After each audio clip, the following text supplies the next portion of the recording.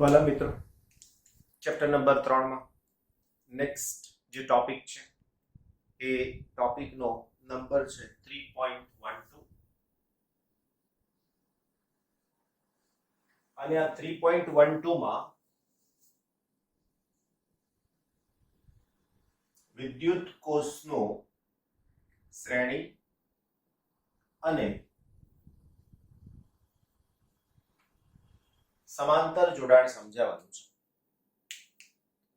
તો આ શ્રેણી અને સમાંતર જોડાણ શું છે એની ચર્ચા કરીએ. જેમ અવરોધનું શ્રેણી સમાંતર જોયું, આગળના ચેપ્ટરમાં કેપેસિટરનું શ્રેણી સમાંતર જોયું, એવું અહીંયા વિદ્યુત કોષનું શ્રેણી સમાંતર જોડાણ છે. તો સૌથી પહેલા વિદ્યુત કોષ શું છે તો ખબર પડી ગઈ તમને. હવે ધારો કે મને સર્કિટની અંદર અમુક કરતા વધારે વોલ્ટેજની જરૂર છે. મારી પાસે એવી કોઈ સગવડ છે નહીં કે જેથી કરીને હું એટલા બધા વોલ્ટેજ લઈ આવું, એટલી બધી ઉર્જા આપી શકું પરિબળને. તો શું કરું? તો કે એવા ઘણા બધાને હું શ્રેણીમાં જોડી શકું. બીજું, સાધનો ઘણા બધા છે, સપ્લાય પણ ઘણા બધા છે, બધાને એક સાથે યુઝ કરવા હોય તો એવા સંજોગોમાં કદાચ એવું પણ બને કે એને તમારે સમાંતરે જોડવા પડે. તો આવા સ્પેશિયલ યુઝ માટે થઈ અને વિદ્યુત કોષના શ્રેણી સમાંતર જોડાણની આપણને જરૂર પડે છે. એમાંનું સહાયક અને વિનાશક, કન્સ્ટ્રક્ટિવ અને ડિસ્ટ્રક્ટિવ, એ સમજવા જેવું છે, કારણ એનાથી સંજ્ઞા નક્કી થશે પ્લસ માઇનસ. તો આપણે શ્રેણી સમાંતર જોડાણને ડિટેલમાં સમજીએ એના પહેલા વિદ્યુત કોષના જોડાણમાં બે જોડાણ તમને સમજાવું છું, સહાયક અને વિનાશક. બીજી એક બાબત, આ આપણી બુકમાં નથી તેમ છતાં એનો ઉપયોગ આવે છે આ જ થિયરીમાં હવે જે શીખવાડી છે એમાં, એટલા માટે તમને ખાસ સમજાઈ રહ્યો છું. તો અહીંયા લખું છું વિદ્યુત કોષનું સહાયક જોડાણ.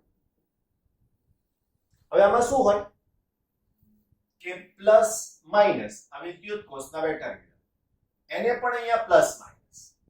હવે આ માઇનસ અને પ્લસ સાથે જોડાયો, આનું EMF E1, આનું EMF E2, તો આનો જવાબ થઈ જશે E is equal to E1 plus E2. આનાથી ઊંધું પણ જોડાણ ચાલે, જેમ કે માઇનસ પ્લસ માઇનસ પ્લસ, આ જ બે છે E1 અને E2. તો આનું સૂત્ર પણ E is equal to E1 plus E2 જ થાય. બરાબર છે? બીજી વાત, હવે સહાયક શબ્દનો મતલબ તમને સમજાઈ ગયો કે બેના EMF નો સરવાળો થાય છે.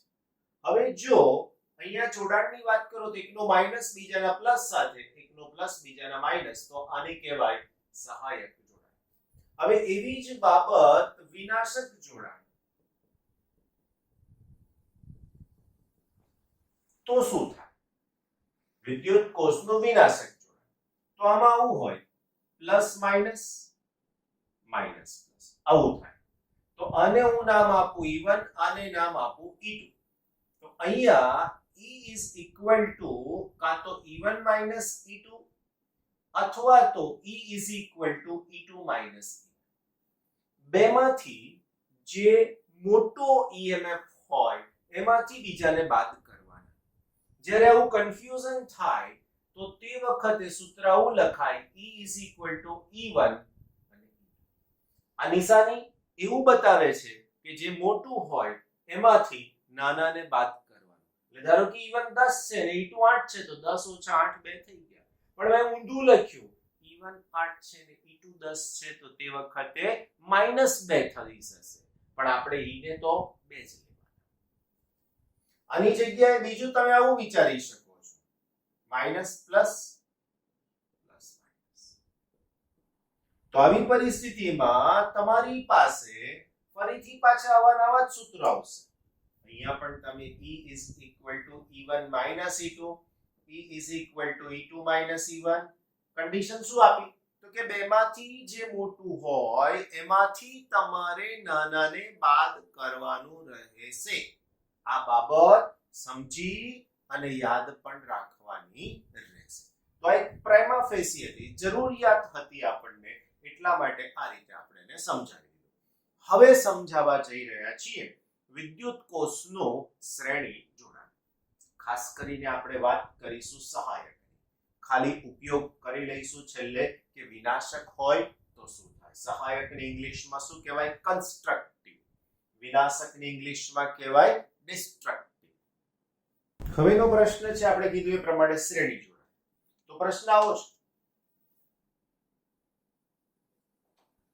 બે વિદ્યુત કોષ ના શ્રેણી જોડાણમાં સમતુલ્ય EMF નું સૂત્ર મેળવો। તો હવે આ જોડાણ કેવી રીતે થશે? આકૃતિ દ્વારા સમજવાની કોશિશ।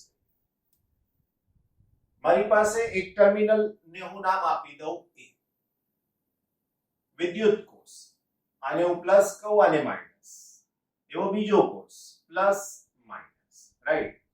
હું આના વચ્ચેના એક ટર્મિનલને નામ આપું B અને અહીંયાના ત્રીજા ટર્મિનલને નામ આપું C। આ કોષનું EMF E1 છે અને આ કોષનું EMF E2 છે। જે પ્રવાહ પસાર થઈ રહ્યો છે તે અહીંયાથી I જેટલો પ્રવાહ દરેકમાંથી પસાર થઈ રહ્યો છે। હવે આ આકૃતિ દોરી એનું એક કે બે વાક્યમાં વર્ણન।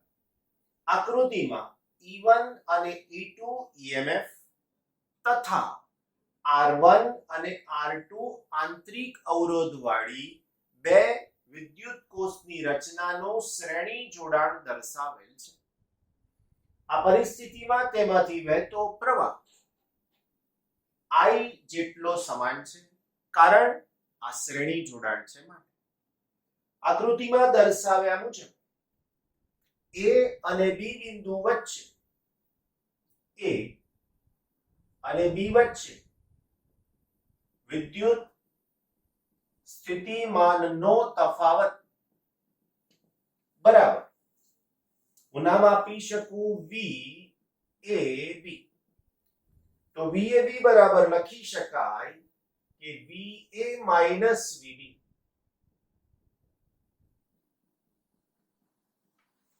જે ધન હોય એનું સ્થિતિમાન ઊંચું લેવાનું, જે ઋણ હોય એનું સ્થિતિમાન નીચું લેવાનું। તો આ ધન ટર્મિનલ A સાથે છે, ઋણ ટર્મિનલ B સાથે છે, એટલે એનું સ્થિતિમાન વધારે અને B નું સ્થિતિમાન ઓછું લેવામાં આવેલું છે। આ રીતે આપણે આને જોડ્યું છે। હવે VA માઈનસ VB બરાબર હું શું લખી શકું? તો એના બરાબર લખવું હોય તો is equal to E1 minus IR1 લખી શકાય, સમીકરણ નંબર 1। આ સૂત્ર આગળની થિયરીમાં, વિદ્યુત કોષની થિયરીમાં શીખવાડેલું છે।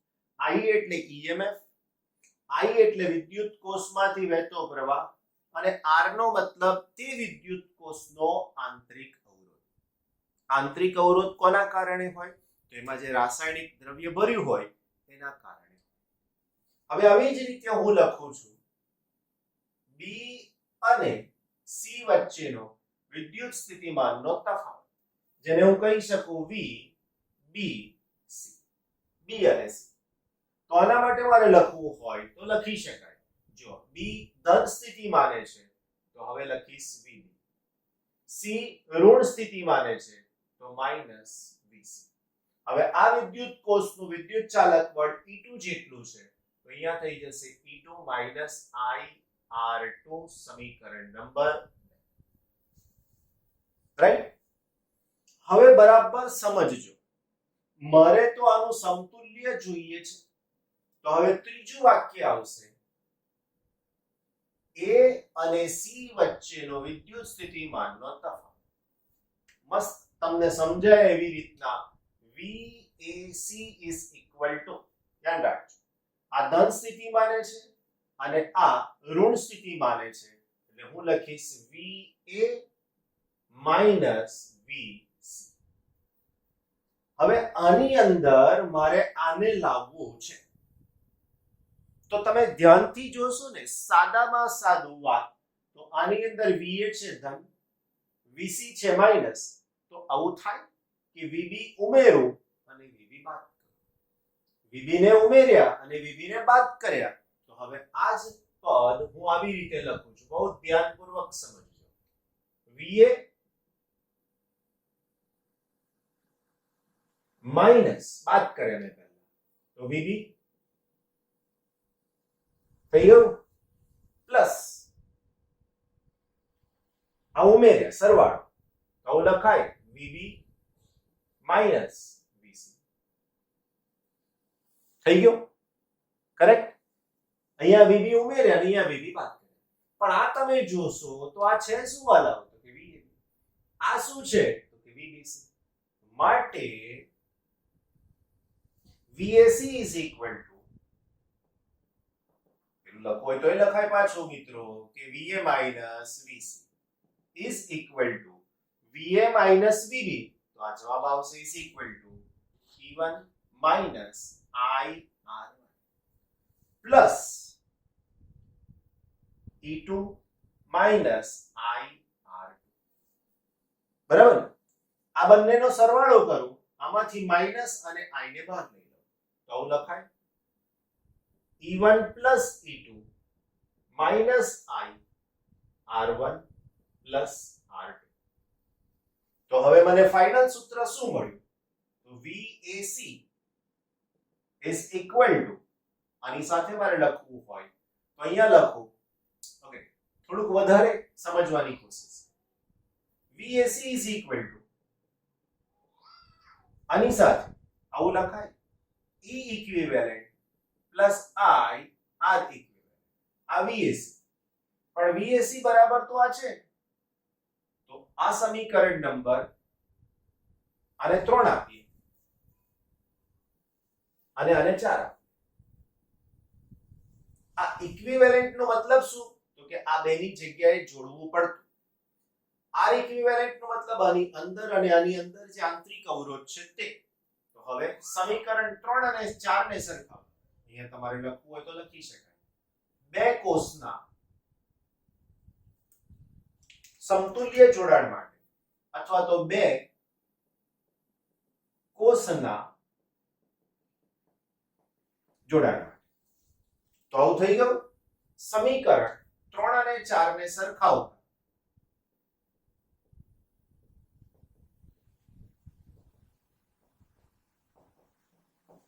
તો આ ઇક્વિવેલેન્ટ ને જો હું લખી દઉં તો આવું લખી શકાય કે E equivalent is equal to E1 plus E2 તથા R equivalent is equal to R1 plus R2. તો આ બે કોષ માટે એકદમ ક્લિયરલી સમજાય એવું થયું. પણ કન્ડિશન આપી આપણે, જોડાણ કેવું હોવું જોઈએ? સહાય. હવે આ પરિસ્થિતિને આની અંદર દર્શાવું તો હું અહીંયા લખી શકું કે સમતુલ્ય પરિપથ, સમતુલ્ય અને સમતુલ્ય. તો હવે મારે કશું જ નથી કરવાનું, એક પ્લસ અને એક માઈનસ, બસ આટલું જ બતાવવાનું. આ ટર્મિનલ થઈ જશે અહીંયાનો A, આ ટર્મિનલ થઈ જશે અહીંયાનો C, પ્રવાહીથી દાખલ થશે I, પ્રવાહીથી બહાર નીકળશે. આ જે છે એનો EMF E equivalent અને એનો અવરોધ R. અહીંયા તમારે અવરોધ લખવો હોય તો R2 લખાય, અહીંયા અવરોધ લખવો હોય તો R1 પણ લખાય. તો આ પરિસ્થિતિને આપણે સમજાવી. બીજી વાત, જો E1 અને E2 માં સમાન ધ્રુવને એક સાથે જોડવામાં આવેલા હોય તો, જો E1 અને E2 ના બે સમાન ધ્રુવને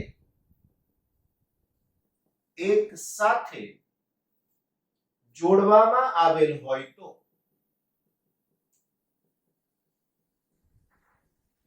શું થાય? તો E equivalent is equal to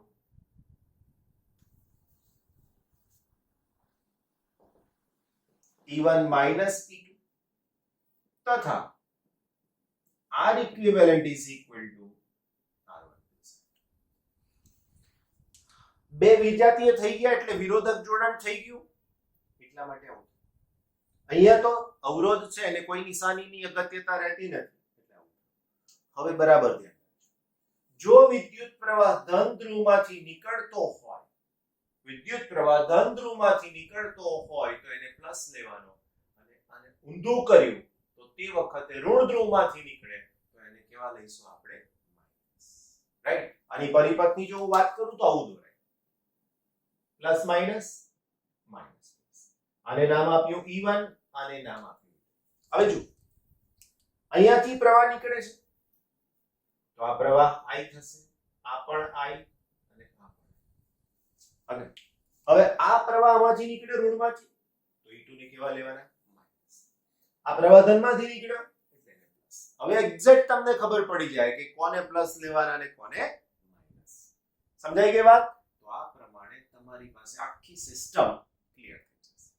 isn't it? તો આ પ્રમાણે વિદ્યુત કોષનું શ્રેણી અને સમાંતર જોડાણમાં શ્રેણી જોડાણ કમ્પ્લીટ.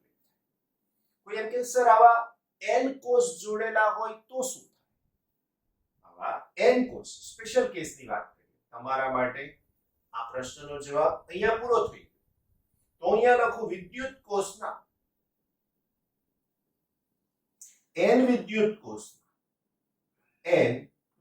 કોષના શ્રેણી જોડાણ માટે તો શું થાય? તો જો હું n વિદ્યુત કોષનું શ્રેણી જોડાણ કરું તો સૌથી પહેલા એની આકૃતિ થોડીક તમને સમજાવવાની કોશિશ કરું તો અહીંયા પ્લસ માઈનસ આવું. આનું EMF E1 E2 up to EN. આ ટર્મિનલને નામ આપું A, આ ટર્મિનલને નામ આપું. બધા જ એક જ સમાન જોડાયેલા છે. તો હવે શું થઈ શકશે? તો હવે અહીંયા લખાય માટે E equivalent is equal to E1 plus E2 plus up to EN થઈ જશે. એવી જ રીતે R equivalent is equal to R1 R2 plus up to RN. કોઈ તકલીફ સમજવામાં હોય તો બેશક પૂછી લો. બરાબર? કશું નવું છે નહીં આની અંદર. તો આ થયું સંપૂર્ણ જ્ઞાન તમને બે વિદ્યુત કોષનું શ્રેણી જોડાણ અને એમાં n કોષ હોય તો શું. પાછું પેલું તો ખરું જ કે જો એકાદ કોષ ઉલટાઈ જાય તો આની અંદર એને શું કરશું? માઈનસ. બાકી બધો જ એઝ ઇટ ઇઝ. બરાબર? ઓલ માય ડિયર સ્ટુડન્ટ્સ, હવે બીજો પ્રશ્ન છે વિદ્યુત કોષનું સમાંતર જોડાણ એટલે શું? બે કોષના સમાંતર જોડાણ માટે સમતુલ્ય EMF નું સૂત્ર. સૌથી પહેલા સર્કિટ ડાયાગ્રામથી સમજવાની કોશિશ કરીશું. સમાંતર જોડાણનો મતલબ જો હું તમને સમજાવું તો અહીંથી આવો થઈ જશે. એક કોષ અહીંયા જોડાયેલો છે, બીજો કોષ એની સાથે આવી રીતે જોડાયેલો છે. આ ટર્મિનલને તમે નામ આપી શકશો B1, આને નામ આપી શકશો B2. ધનમાંથી પ્રવાહ બહાર નીકળે છે એટલે આને હું R1 અને આના EMF ને E1, આનું EMF E2 ને આનો પ્રવાહ I2. આ બંને ભેગા થઈને જો બહાર નીકળતા બતાવો તો I.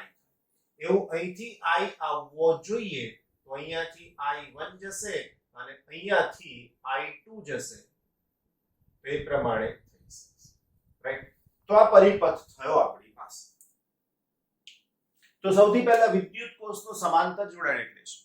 તો વિદ્યુત કોષના એક જ પ્રકારના ધ્રુવને એક સાથે અને બીજા પ્રકારના ધ્રુવને અથવા તો બીજા છેડાને એક કોમન સામાન્ય ટર્મિનલ સાથે જોડવામાં આવે તો તેને વિદ્યુત કોષનું સમાંતર જોડાણ કહે છે. ફરીથી વિદ્યુત કોષમાં એક જ પ્રકારના છેડા, બધા જેટલા હોય એટલા બધા 1 2 3 4 ના એક છેડાને એક સાથે અને વિદ્યુત કોષના બીજા ટર્મિનલને બીજા કોમન સામાન્ય બિંદુ સાથે જોડવામાં આવે તો તેને વિદ્યુત કોષનું સમાંતર જોડાણ કહે છે. આગળના કન્સેપ્ટ ક્લિયર હશે તો અહીંયા તમને બહુ જ સારી રીતે મદદ થશે. જે કેપેસિટરમાં સમજ્યા છો, જે અવરોધમાં સમજ્યા છો, એ જ વસ્તુ અહીંયા પણ. વિદ્યુત કોષના સમાંતર જોડાણમાં EMF સમાન હોય. આ બે ટર્મિનલ વચ્ચેનું આના માટેનું ને આના માટેનું EMF સમાન જ હોઈ શકે છે. કરેક્ટ? જુદું શું છે વાલાઓ? પ્રવાહ. લાસ્ટ ટાઈમ શ્રેણીમાં હતું તો પ્રવાહ સમાન હતો, સ્થિતિમાન જુદું હતું. અહીંયા પ્રવાહ જુદો છે, સ્થિતિમાન સમાન છે.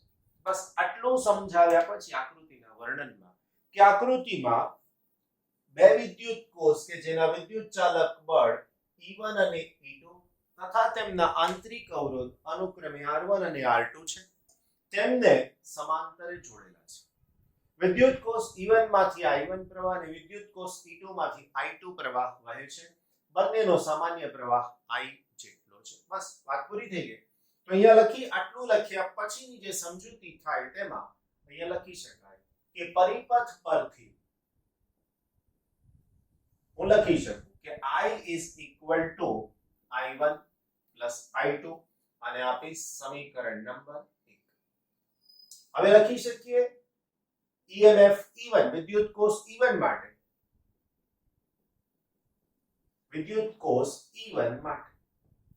Right VB1 minus VB2 is equal to હું શું લખી શકીશ તો કે આ બે ટર્મિનલ વચ્ચેનો વિદ્યુત સ્થિતિમાનનો તફાવત એટલે મારા માટે V. ધારો કે હું V કહી દઉં છું, ખબર નથી પણ V. તો હવે સામાન્ય સૂત્ર E1 minus I1 અને R. સમજાયું? સમીકરણ નંબર 3. એના પછી વિદ્યુત કોષ E2 માટે હું લખી શકું VB1 minus VB2 is equal to V is equal to E2 minus I2 R2. સમીકરણ આને 2 નંબર આપીશું અને આને બરાબર. બસ હવે કેવળ ગણિત. હવેની સિસ્ટમ માત્ર સ્ટેપ્સ ને યાદ રાખવાના, કન્સેપ્ટ ક્લિયર. આમાં મારે I1 I2 મૂકવા છે તો આમાંથી હું I1 અને આમાંથી હું I2 ને સૂત્રનો કરતા બનાવીશ, કિંમત મૂકીશ. આગળ જોઈએ છે શું થાય છે. સમીકરણ 2 અને 3 પરથી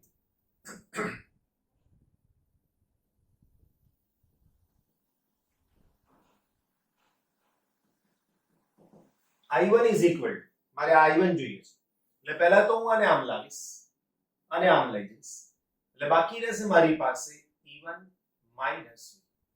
હવે I1 R1 ડાબી બાજુ આયા તો આનો છેદમાં જશે એટલે અહીંયા થઈ જશે ડિવાઇડેડ બાય R. રાઈટ. તમે આને આવું પણ લખી શકો છો કે E1 upon R1 minus V upon R1. સમીકરણ નંબર 4. સેમ ટુ સેમ તમારે લખવું હોય તો I2 is equal to E2 minus V upon R2. તો E2 upon R2 minus V upon R2 સમીકરણ નંબર 5. આ 4 અને 5 ને હું એકમાં મૂકી દઉં તો હવે મને શું મળી શકશે? સમીકરણ 4 અને 5 ને એકમાં મૂકતા તો હવે મારી પાસે સમીકરણમાં I is equal to I1 એટલે આ પદ તો E1 upon R1 minus V upon R1 plus E2 upon R2 minus V upon R2. આ બે પદને સાથે રાખું ને આ બે પદને સાથે તો આવું લખાય E1 upon R1 plus E2 upon R2 minus 12 લીધા છે એવું ધ્યાન રાખજો. V ને પણ 12 લઉં છું એવું પણ ધ્યાન રાખજો. તો અહીંયા થઈ જશે 1 upon R1 plus 1 upon R2. થઈ ગયું? આનો તમે ક્રોસ ગુણાકાર કરી શકો છો, એવો આનો પણ તમે ક્રોસ ગુણાકાર કરી શકો છો. તો ઇઝ ઇક્વલ ટુ આનો આની સાથે ગુણાકાર તો થઈ જશે E1 R2 પ્લસ આનો આની સાથે ગુણાકાર E2 R divided by R1 R2 plus minus V. આનો આની સાથે ગુણાકાર તો અહીંયા આવશે R2 plus R1. તમે આને આવું પણ લખી શકો છો કે R1 plus R2 divided by R1 R2. થઈ ગયું? હવે એક્ચ્યુઅલી મારે આમાંથી આ V ને સૂત્રનો કરતા બનાવવો છે. એટલે હું શું કરીશ તો કે આ પદ લાવીશ ડાબી બાજુ અને i વાળું પદ લઈ જઈશ જમણી બાજુ. તો હવે શું થયું બરાબર ધ્યાન રાખીને જોજો. v r1 plus r2 upon r1 r2 is equal to, આની સાથે કોઈ ફેરફાર નહીં કરીએ, e1 r2 e2 r1 divided by r1 r2 minus i. સમજાયું? કશું કર્યું નથી. આ તો વચ્ચેના બધા સ્ટેપ માત્ર શું છે સમજૂતી. પહેલું ને છેલ્લા જ લેવાનું છે, બરાબર? હવે મને જોઈએ છે v, એટલે હું શું કરીશ તો કે આ બાજુ જાય એટલે ઊંધું થઈ જાય, આ ઊંધું થઈ જાય. હવે એ શું થાય તો v is equal to, આ પહેલા પદ સાથે આવી રીતના આવશે, e1 r2 e2 r divided by r1. હવે આ પદ છેદમાં જશે એટલે અહીંયા, અને આ પદ અંશમાં આવશે આની સાથે. એટલે જો હું લખું છું, ધ્યાન રાખજો, આ છેદમાં આવ્યું એટલે r1 plus r, આ અંશમાં ગયું એટલે r1. પણ આ તો વલાવ પહેલા પદની સાથે થયું, આવું બીજાની સાથે થવું જોઈએ કે નહીં? તો માઈનસ i, આ ઉપર જશે એટલે અહીંયા થઈ જશે r1 r2 divided by, આ નીચે જશે એટલે થઈ શકશે r1 plus r. Get it clear? હવે આ બે અહીંયાથી કેન્સલ. તો હવે મને જવાબ મળ્યો v is equal to e1 r2 e2 r1 divided by r1 plus r. Correct? Minus i r1 r2 અને r1 plus r. મારા વલાઓ આ જે પદ મળ્યું ને એને હું નામ આપીશ e ઇક્વિવેલેન્ટ. આ જે પદ મળ્યું ને એને હું કહીશ r ઇક્વિવેલેન્ટ. ઇક્વિવેલેન્ટ નો મતલબ થાય સમતુલ્ય. આ બે કોષની જગ્યાએ જો મને એક જ કોષ જોડવો હોય તો આવું થાય. તો આ થઈ ગયો e ઇક્વિવેલેન્ટ, એનો રેઝિસ્ટન્સ r ઇક્વિવેલેન્ટ. પ્રવાહ કેટલો દાખલ થાય? i જેટલો. કેટલો નીકળવો જોઈએ? i જેટલો. આ બિંદુને નામ b1, આ બિંદુને નામ b2. That's it. તો હવે માટે અહીંયા હું લખી શકું v is equal to e equivalent minus i into r equivalent. કોઈ મુશ્કેલી? પ્રશ્ન તરત થાય, આ ઇક્વિવેલેન્ટ આયા ક્યાંથી? બાળકો, ઇક્વિવેલેન્ટ ક્યાંયથી આયા નથી.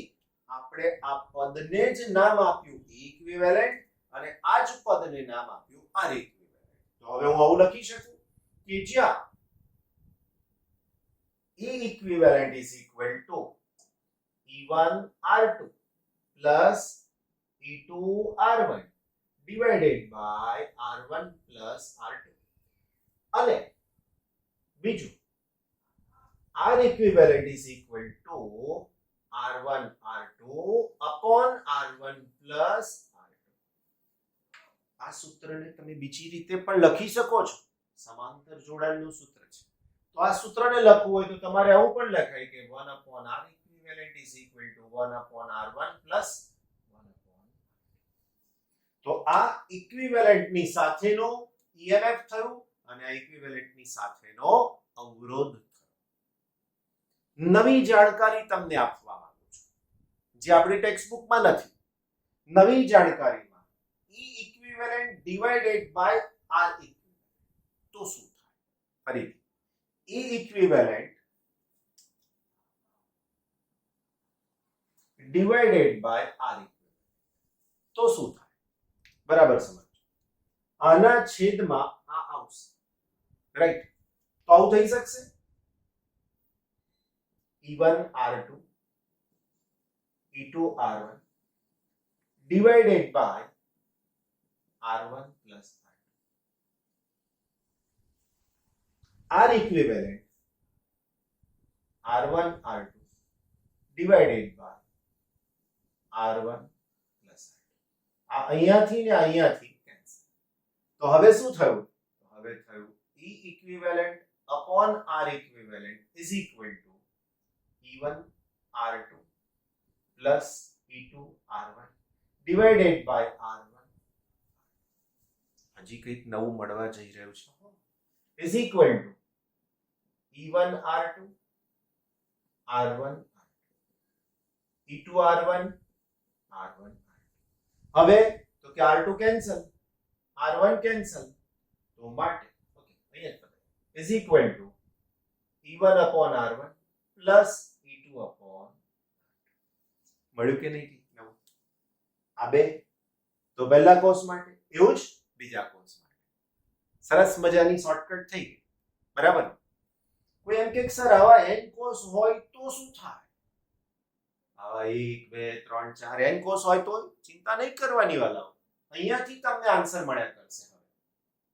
આના e1 upon r1 e2 upon r2 en upon r સરવાળો કરતા જાઓ જવાબ પછી પાછા ઊંધા આવો પછી પાછા ત્યાં પહોંચો પછી પાછા અહીંયા પહોંચો થઈ જશે રાઈટ તો આ પ્રમાણે વિદ્યુત કોષનું સમાંતર જોડાણ થાય અહીંયા પણ પાછું પેલું તો ખરું જ કયું પેલું એટલે જો બેમાંથી એક કોષની સંજ્ઞા બદલાઈ જાય એટલે આ માઈનસ અને આ પ્લસ થઈ જાય તો શું થાય તો માઈનસ પ્લસ થઈ જાય ને મારા વાલાઓ આની અંદર તો તમારે હવે જે સંજ્ઞા e2 ની જે પ્લસ આવે છે બધાની અંદર એ કેવી થઈ જશે માઈનસ બસ બીજો કશો જ વિચાર કરવાનો નહીં રાઈટ આ પ્રમાણે આનો આન્સર થઈ જશે હજુ પણ કંઈક નવું શીખવાડવા માંગુ છું જે ટેક્સ્ટ બુક નો ભાગ નથી એડવાન્સ લેવલની જે વસ્તુ છે ડબલ નીટ લેવલની જે વસ્તુ છે ત્યાંની અંદર આપણે એડ કરી દઈએ છીએ get it clear nice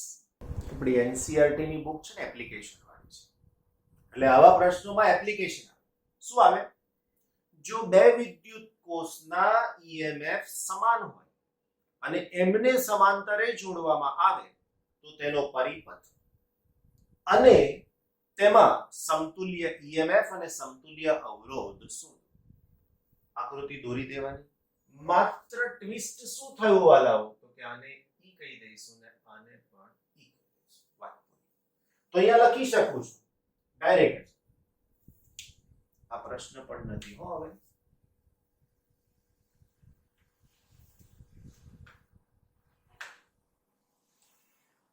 right તો હવે આકૃતિનું વર્ણન એઝ ઇટ ઇઝ કે આકૃતિમાં E1 અને E2 બરાબર EMF વાળા બે કોષને એકબીજાને એકબીજાને સમાંતર જોડેલા છે તેનો સમતુલ્ય પરિપથ આકૃતિમાં દર્શાવેલો છે પહેલા કોષમાંથી I1 બીજા કોષમાંથી I2 પ્રવાહ વહે છે કશું ખબર નથી એટલે I1 I2 જ નામ આપી દીધા હવે લખીએ ડાયરેક્ટ કારણ કે બે જ માર્ક્સનો પ્રશ્ન છે એટલે બહુ ડિરાઈવ ના થાય તો અહીંયા લખી શકીએ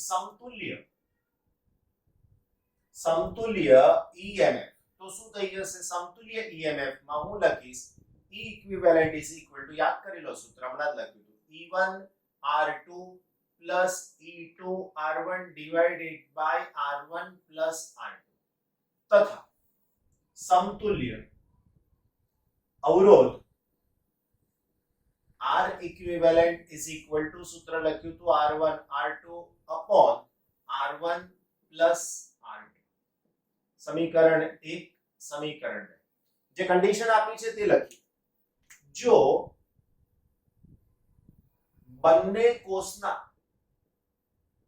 EMF સમાન હોય જો બંને કોષના EMF સમાન હોય એનો મતલબ E1 is equal to E2 is equal to E તો સમીકરણ 1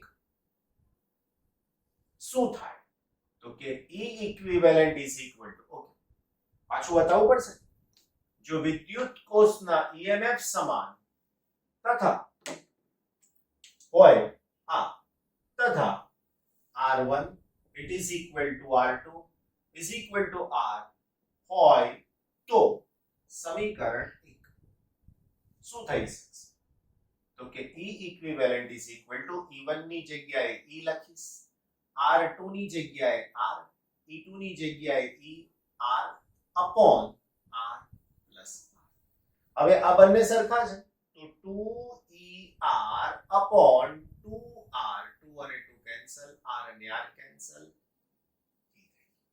એનો મતલબ કે આનો EMF અને આનો EMF સમાન જ છે એટલો જ EMF સમાંતરે મળે હવે નક્કી કરો સાબિત થઈ ગયું. હવે નક્કી કરો કે જેટલા પણ કોષ સમાન મૂલ્યના હોય બધાને સમાંતરે જોડો તો પરિણામી ઈએમએફ એક જ સરખું કેટલું હોય ઈ છે.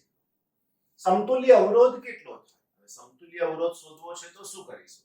તો કે સમીકરણ 2 પર R equivalent is equal to R અને અહીંયા આવશે R plus R. તો અહીંયા થશે 2R R into R જ રાખીએ upon 2R. R કેન્સલ થઈ જશે તો અહીંયા આવશે એટલે અવરોધ અડધો થઈ જાય છે. યાદ કરો અવરોધનું સમાંતર જોડાણ. તો બે સમાન મૂલ્યના અવરોધોને સમાંતરે જોડેલા હોય તો પરિણામી અવરોધ અડધો થઈ જાય તો R/2 થઈ ગયું. ક્લિયર?